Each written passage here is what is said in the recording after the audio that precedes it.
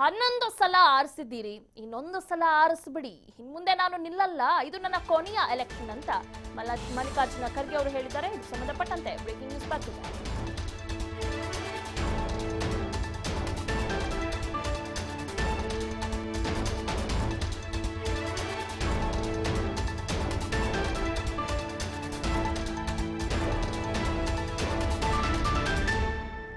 ಒಂದು ಕಡೆ ಮಲ್ಲಿಕಾರ್ಜುನ ಖರ್ಗೆನ ಸೋಲಿಸೋಕೆ ಒಂದು ಅಖಾಡ ಸಿದ್ಧವಾಗಿದೆ. ಆದ್ರೆ ಇನ್ನೊಂದು ಕಡೆ ಮಲ್ಲಿಕಾರ್ಜುನ ಖರ್ಗೆ ಅವರು ಹೇಳಿಕೆಯನ್ನ ನೀಡಿದ್ದಾರೆ.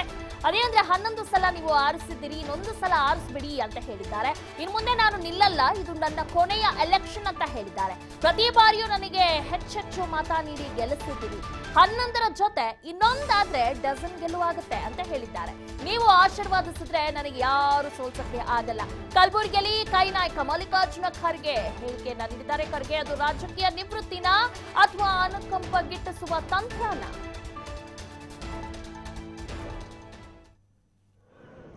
ಗುರುಮಟ್ಟಲ್ ಜನ 8 ಸಲ ನನಗೆ ಆಡಿಸಿದ್ದಾರೆ.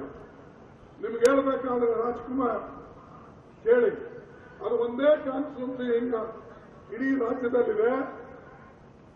ನನಗೆ ಮೊದಲನೇ ಸಲ 9,000 ಓಟ್ ಬಿದ್ದರೆ 72ರಲ್ಲಿ, ಎರಡನೇ ಸಲ ನನಗೆ 18,000, ಮೂರನೇ ಸಲ ನನಗೆ 20,000, ನಾಲ್ಕನೇ ಸಲ 22,000.